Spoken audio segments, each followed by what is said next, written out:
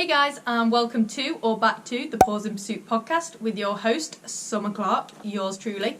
So today we are going to be talking about handler fitness and nutrition, what I like to call the 50-50 approach to fitness and nutrition, and how I stay fit for agility. So just a quick disclaimer before we get started.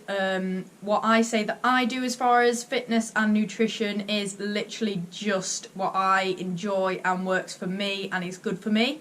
And I've done lots of different things and this is what works for me. So don't copy it, use it as inspiration.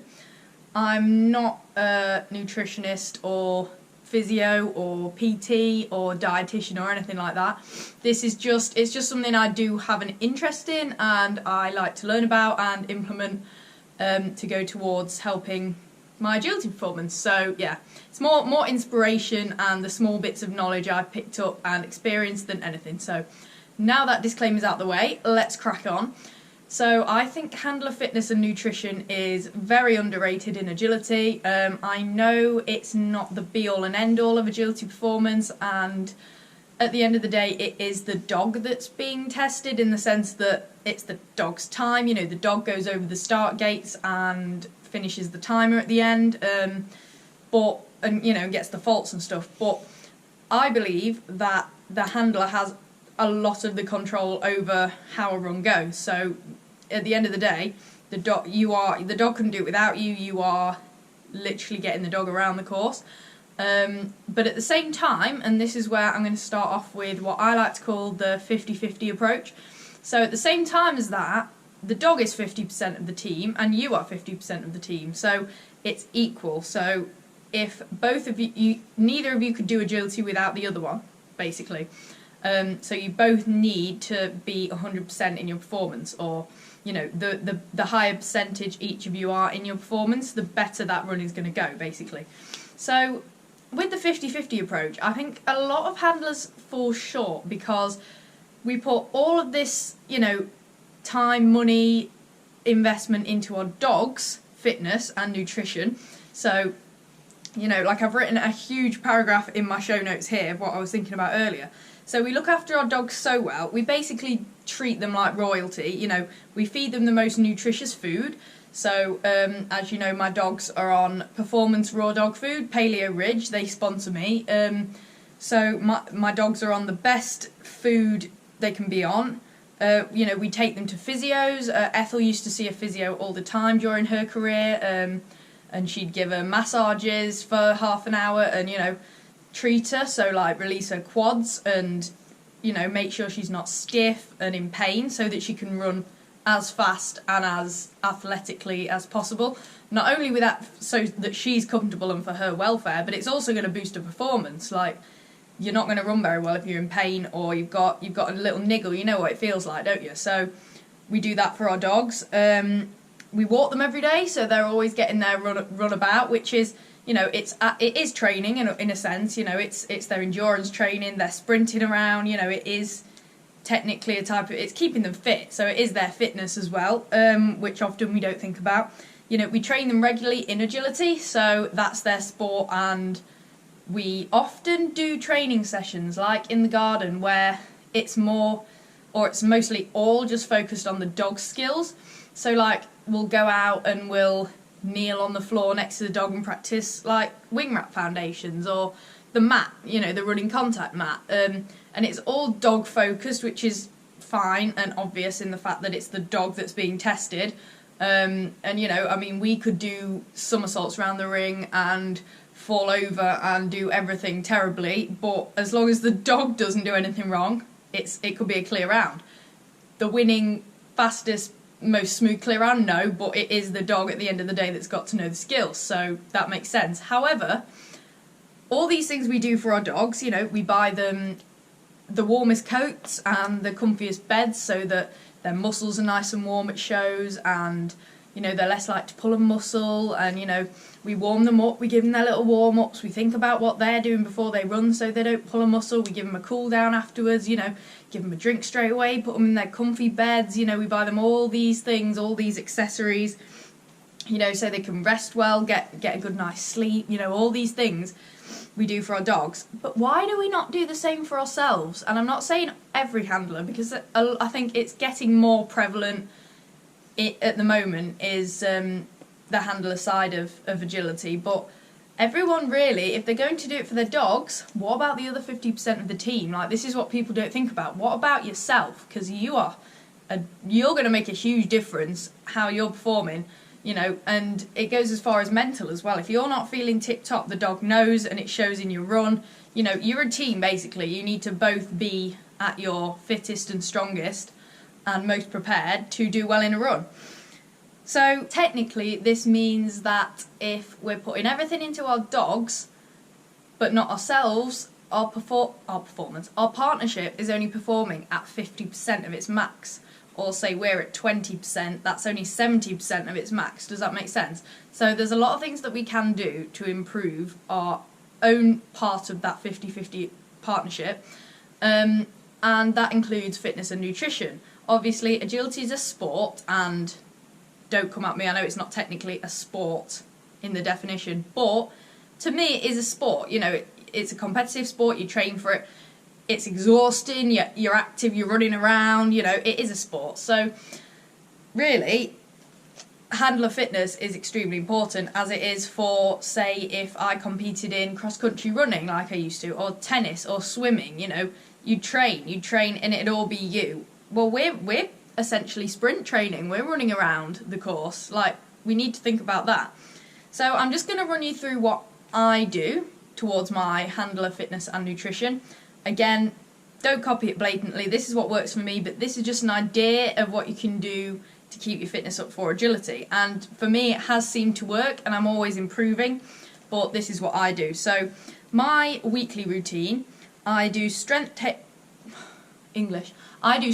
training twice a week. So I have a gym membership. It's really close to my house, so it's brilliant. I drive there 4 times a week, and twice a week there I do strength training. So this includes like lifting weights. So, you know, your typical, you've got like shoulder press, all those sort of resistance sort of training exercises, your lat pull downs, your bicep curls, your goblet squats and stuff like that. So you've probably seen a lot on my story. I do have a fitness highlights section on my Instagram at Paws in Pursuit, if you want to go and check that out and see more of me, you know, in the gym. So I do that twice a week. So that's my strength training. Then I do 2 swimming sessions a week. So again, that's my other 2 days where I go to the gym. They've got a brilliant pool there. It's usually nice and warm. I do about 600 metres in a swimming session. And I think swimming is brilliant. And I used to do swimming lessons as a child. I've always been quite good at it. I got to the point where I was about to compete, but then, you know, realised it wasn't sort of the thing for me, and I stopped. You know, they were pushing me a bit too hard, putting me in with the older kids. You know, I couldn't quite keep up. They were being a bit unfair, so I stopped. But since I had my back problems about a year ago, they've only just really resolved. It's been a year. But when I couldn't weight train or run or anything, I went back to swimming, because it is so good for your body. Like, it's very low impact, so you are less likely to get injured.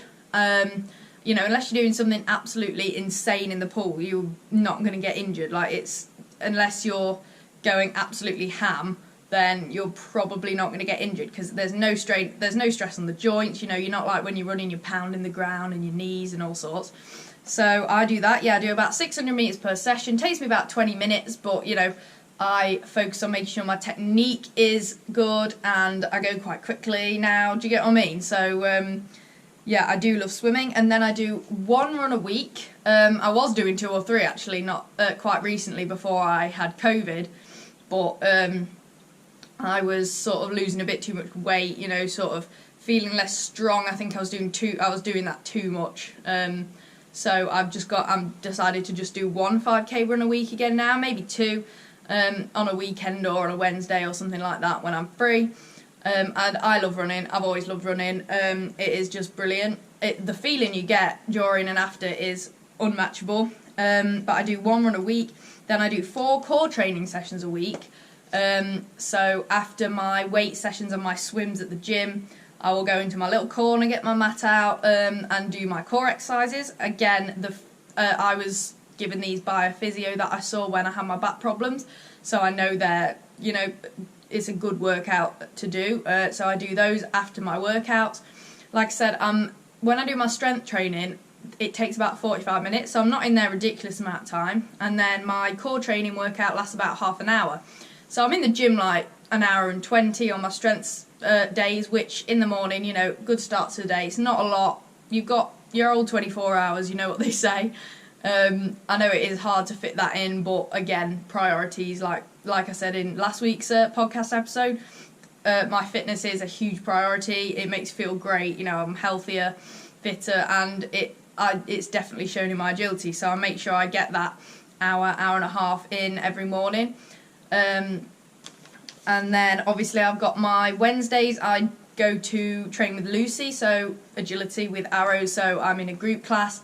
And that is sort of my main, that's really all I do as far as course running in a week, once a week. Course running, that's mainly for arrow, but obviously, I've got to keep in there and practice my changing direction and stuff while talking to arrow. There's a lot involved in agility, so I do my one agility session a week, and then usually at the weekend I'm competing, so usually just one day, but in the summer it can be 2 or 3 or a week or whatever.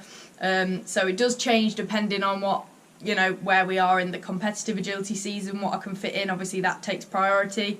I don't work out on competition days, 1, because there's no time, 2, I'd just be absolutely knackered and I'd never perform well. And the early starts, I don't have the energy when I get back, so that's just a competing day. And at the end of the day, that is what I'm training throughout the week for. So, everything is for agility, really. Like, yes, my general health and fitness as well, but it's all going towards agility. So obviously my competition days, I rest as much as possible between runs, and then just focus on my runs and my warm-ups and my cool-downs and stuff like that. And then I always have one rest day, or I at least try to have one rest day a week. So this can be difficult when you love exercise. Like, I love exercise and fitness and working out. It's just something that I really enjoy. So I kind of do struggle on a rest day because I'm not bored because there's plenty to do, but I'm sort of sat there like, I feel so much better after I've gone and moved and got my heart going and stuff like that. I feel great after a workout. So on the rest days, I'm kind of like, oh, where are the endorphins? I don't have them, blah, blah, blah. But I make sure all my rest days are active rest days, so I still walk a lot. So I'll give Arrow his couple of walks a day. I'll walk for over an hour. And then I've got quite into cycling as well recently. I got a new bike, so I cycle to work to save petrol because it's just up the road and it stops me from being in traffic. So I'm cycling quite a lot. Obviously it's not as pleasant in the winter, and I won't when it's raining because I don't want to breathe in the damp air and stuff, but I do enjoy cycling. I'll just go on bike rides, into town, get a coffee, shopping, come back. So I can bike 20 kilometres in one go sometimes. So that's something else that I enjoy that goes towards fitness. It's working your legs. A lot of it's your heart as well, and I'm about to get onto that. So the good points, and things to consider with each workout. Nice little voice break there, wasn't it? So for the strength training and the weight training, it's gonna do things in your agility, so it's gonna do bits, right? So you're gonna be able to push off better. So for example, when you train your legs, you do your squats, work your quads, hamstrings, all of that, you're gonna be able to push off better. So in agility, on the start line, when you start running, when you take off, when you change direction quickly, like when you send your dog into a tunnel and have to change direction and get off, beating your dog down a dog walk. With Arrow, I have to beat him to the end of the dog walk at the moment to make his hit deeper. If I'm ahead of him, he's going to hit deeper because he's chasing me. Then if I'm behind or next to him, he's sort of a bit springy, so he's not likely to hit. So I need to absolutely peg it down a dog walk. Like if it was tunnel dog walk, I have to, as soon as he's in that tunnel, I have to turn and sprint basically to the end of the dog walk. So training legs, having strong legs, strong quads, I'm going to be able to push off the ground quicker and go. So that's something that it helps, and I have noticed it helps me. Now I'm fitter and stronger in my legs at the gym, I can push off better in agility. At the end of the day, the more muscle you have, well, not necessarily, but if you're toned and lean and muscular, you're going to have more strength to run faster. So your legs are going to be stronger, they're going to be able to power you faster, and running fast as a handler is vitally important in agility, as we know. Our dogs are very fast, very effortlessly, and we often can't keep up with them, so that is very helpful. Yeah, like I said, change direction with more power is extremely beneficial. Like, we're always changing direction in agility. You know, the course is not a straight line by any means, so that is very important. Swimming is brilliant, as I said, low impact, so you're less likely to become injured, and there is nothing worse than training and getting an injury, because then you have to stop training. You know, you can't do agility. You can't, it's just horrible. There's nothing worse for me than injury. Like, injuries are the worst. And swimming is a brilliant way to keep fit without that, because it's low impact. So, swimming is also good for your endurance. So again, it's like running, you're training your heart, your, cardio, it's cardio. So you're getting used to exercising intensely for a longer period of time. And the longer you can exercise for, the more likely you are to make it round a 30-second agility course without getting really very out of breath at all. And swimming also helps with your core. So, as you are meant to with most exercises, you brace your core while you swim. Funnily enough, I was about, what was I? I was like 6 or 7, right? When I used to do swimming like all the time, and I was really getting into it, and I had like a solid 6-pack as a little 7-year-old, and that was just from swimming. Like, it was mental. So it obviously works your core, and I have noticed myself feel stronger in the core, and my core engagement has improved since, starting swimming up again.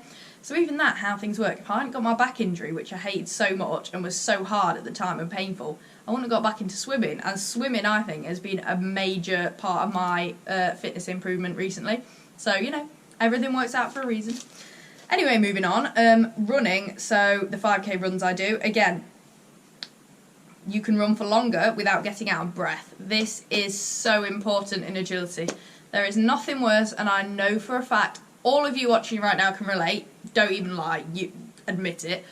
We get to like number 10 and we're like, oh my god, I've still got 10 obstacles left, I can't make it. Like, you get halfway around the course and you are knackered, and that means that only that first half of your run is 100%, because the last part of it, you're just going to be thinking about not collapsing on the floor in a breathless pile, okay? And I've been there, I still get out of breath. I mean, I have asthma, funnily enough. I have mild asthma, so I have my little inhalers every day, I do get out of breath quite easily, but running has really improved that for me. And it's the long distance running, so 5k to me now isn't really long distance, but I know to a lot of people, running for half an hour is quite a big thing, and it definitely was to me when I first started. It felt like 3 hours running for 30 minutes or more.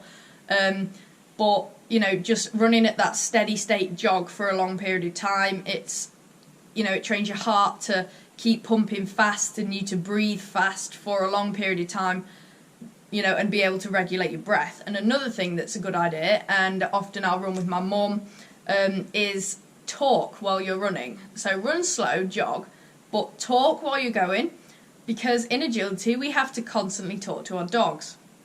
Now Ethel, I always had to talk to all the time. I was way more out of breath with Ethel, because with Arrow, he's faster, so I can just give him one command and he's there, do you get what I mean? And I can run off, and he doesn't need that constant encouragement. But with Ethel, who's right here again, she's not going to move throughout this whole thing. Anyway, I think it was Becca who said to me in my first podcast, no, my Q&A episode, how still Ethel was, and it's going to be the same. I don't think she's moved for the whole time. Anyway, I just went off on a tangent and now I've lost my train of thought. What was I saying? Oh yeah, so yeah, talk while you're running, because we have to talk to our dogs while we're running, and that makes us even more out of breath. We're not just sprinting, we're actually expelling breath and trying to take breath in, and if we are too out of breath that we have to stop talking to our dogs for a while, or even 5 seconds to get our breath back, the dog's going to be like, oh, she stopped talking to me. She'll either lose motivation, like Ethel doesn't slow down if you stop talking to her, or like Arrow, you just won't get your command in time if you can't clearly speak as you're running the course, and your dog's going to go wrong because you don't have the breath to give the command. and it's little things like this that we don't think about that's actually really vital. So running's brilliant for that. Steady state sort of long distance running and you should be able to hold a conversation, not a conversation like I'm having now with you guys, but you know what I mean, like you're meant to be able to talk while you're exercising, unless you're like sprinting or something. If you're doing steady state, you should be able to talk. So practice that, and that's brilliant. And yeah, so it lessens fatigue and breathlessness as well. So that all ties into one. So that is why running is brilliant, and I've definitely noticed myself get less out of breath in a run since doing my running, my 5k runs. So core training. Now this is a weird one, because you're like, well, you're probably thinking, why do I need to like be able to do sit-ups and have a six-pack and solid abs for agility? Now the core is literally the core of your whole body. So if you have a strong core, you have good balance, stability, you're just strong. Like a strong core is a strong whole body, really. Like it is the foundation of your fitness. So I've written a few things down for core. So you're more stable and you can change direction more efficiently. So you're going to have better balance. If you have better balance and stability, you are less likely to trip or fall. And obviously if you fall in a run, then it's hard to recover. Like you can recover it, but it's going to make you so much slower, and your dog slower, and your time slower. Do you know what I mean? You don't want to fall over in a run. So if you have a stable core, then if you have a strong core, sorry, you're just going to be more stable on your feet and be able to move more efficiently on the course. And it also reduces injury. So when you exercise, you're meant to tense your core to tense, so that you are sort of in a firm, stable position. Because if you're all floppy, you're more likely to get injured. So having a strong, stable core that you tense, when you can control your muscles as well, when you can tense muscles and relax muscles, you're just more in control of your own movement. So I think core is, again, I wouldn't have got into core exercises as much if it wasn't for my back injury, because my back injury was actually caused by instability in my core, funnily enough. So I've worked on my core strength because of my back, which has my back injury. My back is fine now, and also it has improved my performance in just everything, even everyday life. Having a strong core, it feels brilliant, and it just improves every aspect. And then obviously when I'm doing my agility training and competing, that is putting it all into practice. And every week when I do agility, I can assess my own fitness and think, what I'm doing over the week, can I feel it benefiting my agility performance? Yes, brilliant, keep going, improve it. If not, you can change something in your week. And a lot of it's trial and error. So if on Wednesday I find I lacked in a certain area of my fitness which hindered aero and agility that day, I can then think, how can I improve that? And I can go do something in the gym to try and improve that area. And a lot of it's just learning about yourself, your body, your muscles, how you perform, your strengths and weaknesses and stuff like that. So you don't just think about the dog when you're doing agility. A lot of it is about yourself, and often you'll see your dog improve as you improve. So rest, and I touched a little bit again on this in last week's podcast episode about taking a break, balancing life and agility, not overdoing it with yourself and stuff like that. So rest is very important. So my active rest day, it allows for recovery. So again, if I don't take a rest day, I'm not going to build muscle builds and repairs during rest. So when you're not doing anything, when you're asleep, stuff like that, it just won't build and repair if you don't rest. If you never take any time off, it's pointless. Like you may as well just not train, because it's going to do more harm than good. So yeah, you'll build muscle at rest. You get your energy back physically. So you're just going to fatigue yourself and burn out over time, like I said last week, if you train every day. Again, you can just take it too far. It is important, but you don't want to overdo it. And you're more likely to get injured as well, which will put you out of agility. Do you get what I mean? So like, this is all going towards agility. Prioritise that. Make sure you're fit for that, and that includes rest and taking time off your workouts. So you also get your enthusiasm and motivation back as well, which is massive, as we talked about last week. So if you're doing something, and that's why I like to do sort of the hybridy approach to fitness. So I do loads of different things: swimming, cycling, running, weights, strength, core. I'll everything. The next thing I want to try is like Pilates yoga style, because it's great for your core and it's just gentle, low impact. It just sounds really interesting. But yeah, I like doing a bit of everything. It's not just good for your body, but it's great for your mind, because you're not getting bored of anything. So every session you're going back like, oh, I haven't done this in like 2 days. This is so exciting. Do you get what I mean? And you want, if you do the same thing every day, you're going to get, bored of it. So yeah, taking that rest day as well. Like, I'm sat here on a rest day thinking, I can't wait to do it again. I just want to do it. And then you look forward to doing it next. So it's mental as well, which is good. Where was I? I need to get better at like not always staring at my show notes, but like I have no memory, so excuse that. I also obviously walk Arrow daily. Walking is brilliant. I always get at least 10k steps in a day. That is the usual goal, isn't it? Like on your Fitbit or Apple Watch is 10k steps. You don't have to get 10k, obviously, it's individual, but I like to aim for at least 10k. If I don't get 10k, then great. It's a rest, I've rested more. That's fantastic. So you don't need to do it again every day, but usually, and especially not on my rest days, I like to get 10k. Walking, again, low impact. You're breathing. It's so underrated. Like the power of walking. I'm pretty sure you could literally just walk and you'd be fit to some extent, but you get what I mean. And obviously tie that in. That's your dog walking, isn't it? So it's perfect.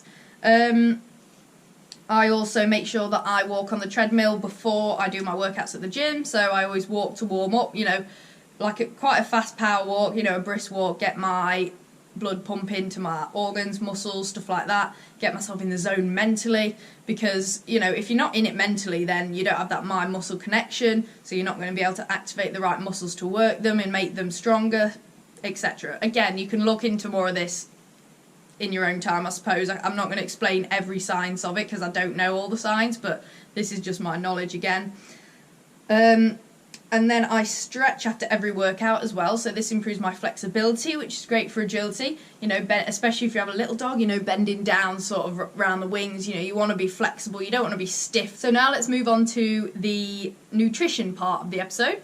So nutrition, the basics is you have to eat enough calories for how active you are in a day, so that you have enough energy and it increases your performance and reduces the risk of injury. So again, calories, they kind of, you think calories like on menus and you think, don't want to eat loads of those. But if you're extremely active in a day like me, and there's people that are way more active than me as well, the more active you are, the more calories you need to eat. So don't be afraid of eating, but if you're extremely active especially, you need to eat a lot of food to fuel that, and the more energy you have, the better you'll perform in the gym, the better you'll perform at agility. And, this is something else I think, like, it's so important to make sure you're, look at what you're eating on a training and especially a competing day. Like, you need to be getting enough calories of the right kind of nutrients to fuel you for competing. Because have you ever just gone up to the start line and thought, I have no energy? You probably blame it on sleep, which is another extremely important factor that I'll get onto. But, excuse me. Have you ever got onto the start line and thought, I'm knackered, or, I can't be bothered to do this run or whatever? Have you thought about what you had for breakfast? Have you had breakfast? What did you have last night? Stuff like that. So really take into consideration that nutrition as well. Hang on, where was I? So I like to go with the 80-20 rule of balance with food. So 80% of the time I like to eat, whole, healthy, nutritious foods. And then 20% of the time, because I'm a big foodie and I absolutely love desserts, and as you probably see on my stories, sweet stuff. I have a massive sweet tooth. I think all my teeth are sweet teeth, to be fair. And then 20% of that is, sort of the unhealthy foods, which are just purely for pleasure and because they're so flipping good. Anyway, so that's the 80-20 rule, which is a good one to go by. And again, if you're competing on a competition day, you probably want to eat more of the 80%, get your good nutrients in, think more about it. So I'll start with the nutrients. So protein, it keeps you fuller for longer. It helps with muscle building. So if you're doing like resistance training in the gym, you need a lot of protein to build muscle. It sorts out the chemical reactions in your body. Without protein, those important chemical reactions couldn't happen. And it regulates your immune system as well. So, it can fight infection, it'll help you not get ill, and all that. So examples are meat, egg, and nuts. So some of my favourite staple foods, and we'll get onto my diet in a minute.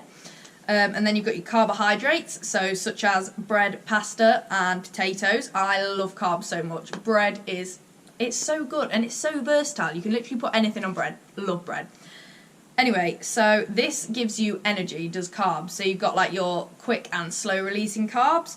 It fuels your brain, heart, kidneys, and central nervous system.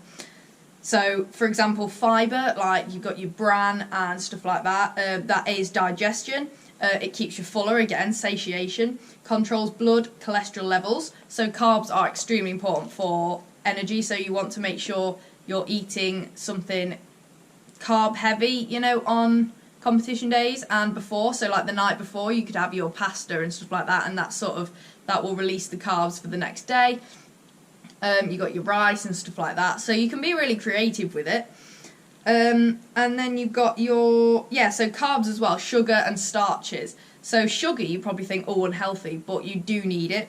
So these give energy to cells and your brain via glucose, and you get that in like vegetable oils, like olive oil. You get it in avocados, which I'm obsessed with, and cheese and stuff like that. And then you've got your fats. So fats absorb minerals, which is really important for general health, so like vitamin A, D, E, C, stuff like that. Again, they give you energy, they help with cell function, they produce hormones, and they protect your organs. So having a layer of fat is important to protect your organs, keep you warm, and stuff like that. And then obviously, lastly, you've got your vitamins and minerals. So these boost your immune system, again, help you stop getting ill. They support growth and development, so a bit like protein. And they also help your cells and organs, so you can get those from especially things like fruit and veg, which is really important. So now let's move on to my diet. So again, this is just what I enjoy and what makes me feel good, and you can use it as inspiration. So for example, I will give you an example of a day of eating on a competition day for me.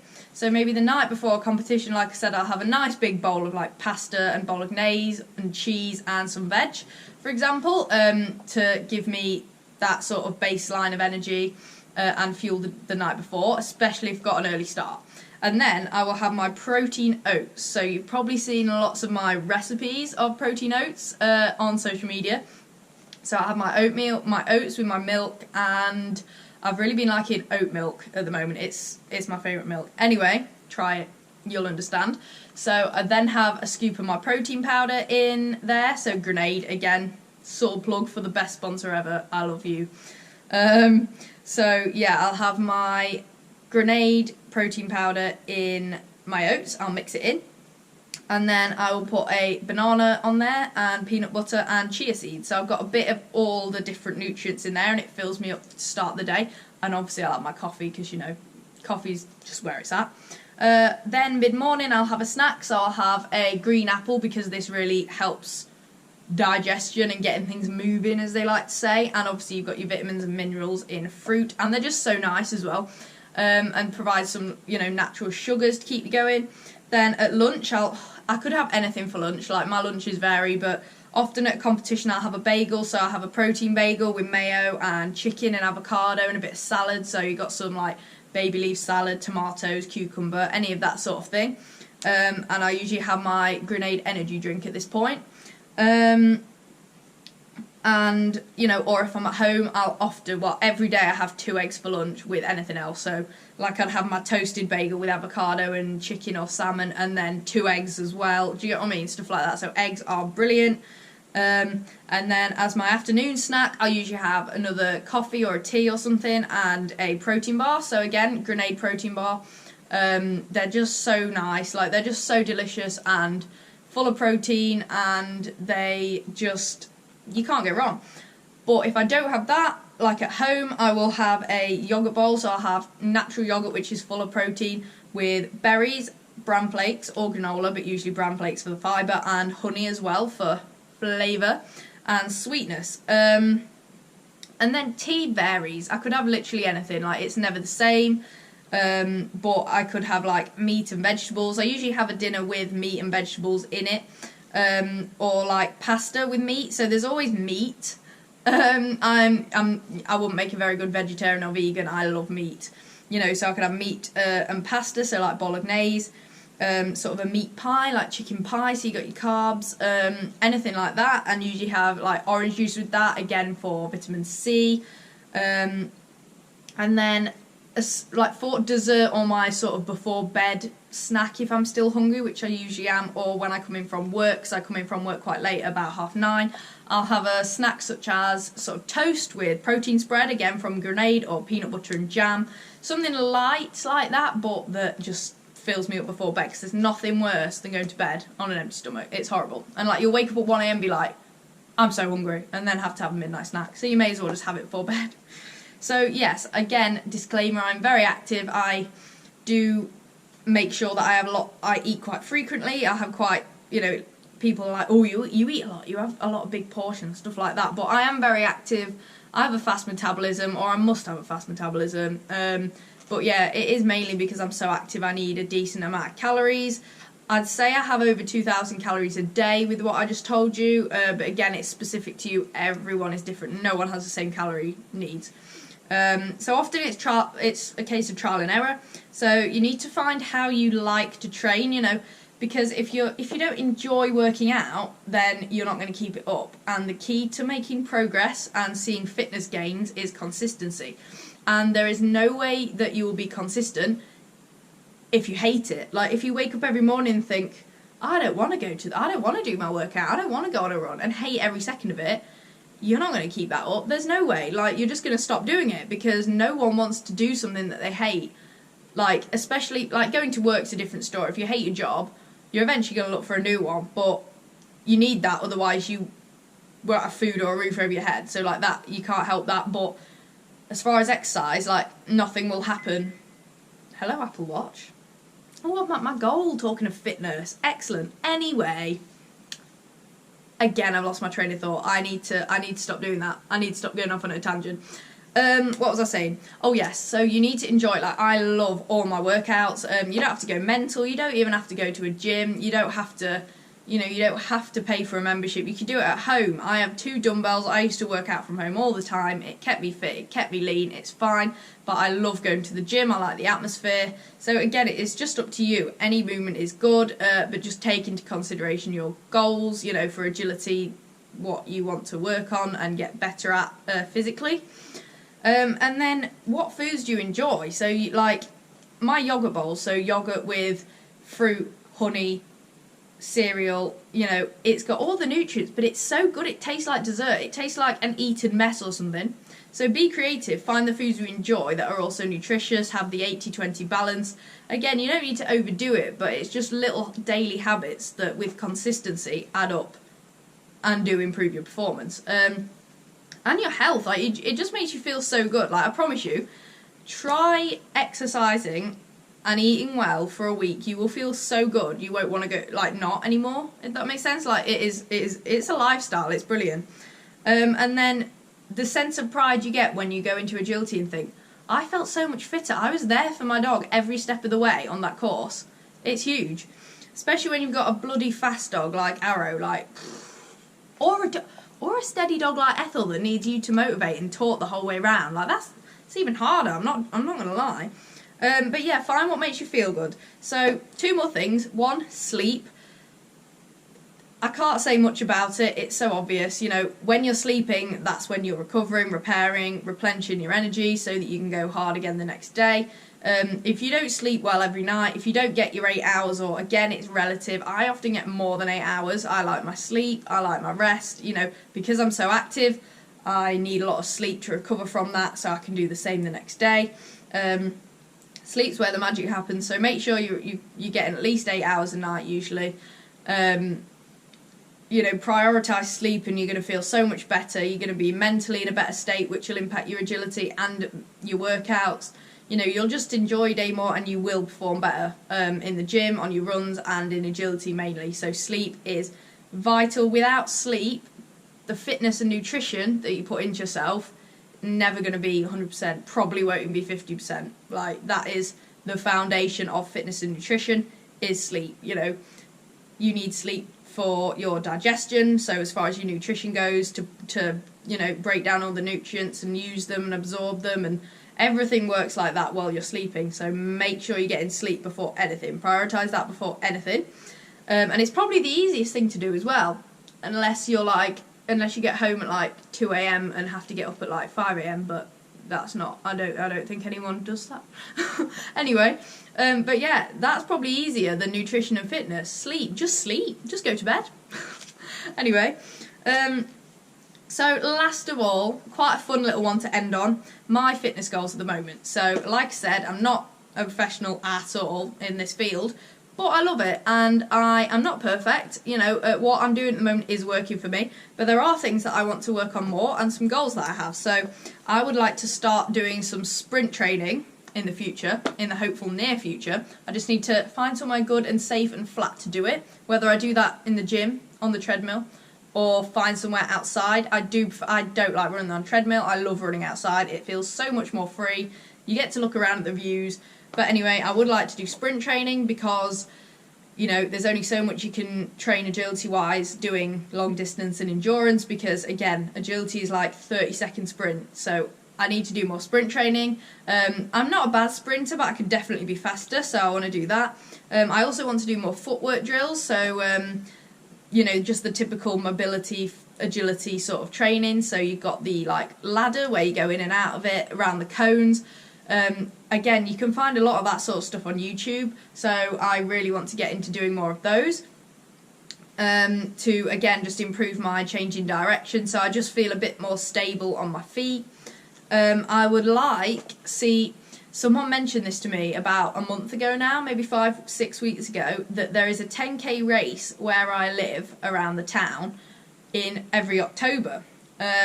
So this person came to me and they were like, "Oh, did you do the 10k race, the yearly 10k race last week?" I was like, "I didn't know that was a thing." So I think I'd like to do that next October. I do. I've got 10 months to train for it. And I used to do 12k runs all the time. There's not something I do regularly because it ended up I just hurt myself because it's just so repetitive. I'd hurt I don't know what it's called, the bottom of your foot, the muscle that goes down your foot, shin splints, groin, I pulled my back, so running like that a lot of the time wasn't brilliant for me, but I would like to get back into a bit more long distance. I'm doing 5k pretty easily at the moment, and I used to do 12, so I'm going to gradually try and increase my miles again and get to 10k by next October.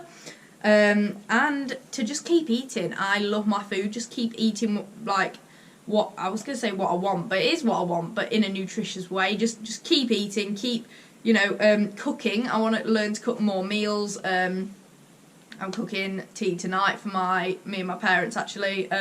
Just learn to cook more meals, be more creative, learn the nutritional value of things and what makes a good meal for competing days, training days, etc. And yeah, those are my goals. So I think I've covered everything for today's episode. I hope you enjoyed it, and I also hope you don't mind me going off on 27 tangents throughout I don't even know how long I've been recording for. As we've said, Ethel has not moved a muscle again for the whole amount of time. I'd say I've probably been going about half an hour. But, right, as I always do at the end of my podcast episodes, if you're not already, make sure to follow me on Instagram, TikTok, YouTube and Facebook. Paws in Pursuit for all of them except Facebook, which is Summer Ruby Clark.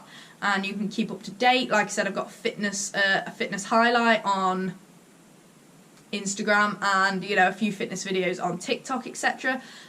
Keep DMing me, keep messaging me what you would like to see on the podcast. I did a session earlier which you probably saw on my story, which was me planning future episodes, and hang on, let me just tell you because this is so exciting. I think I have, hang on, I've got so much in here already. So I've got 1, 2, 3, 4, 5, 6, 7, 8. I've got 10 episodes planned. And that's 10 weeks worth of episodes planned. So come back every Wednesday at 8 p.m. for a new episode on Spotify and Apple Podcasts and YouTube. So yes, I think I've rambled enough for today. And have a great week, guys. And I will talk to you next Wednesday. Bye!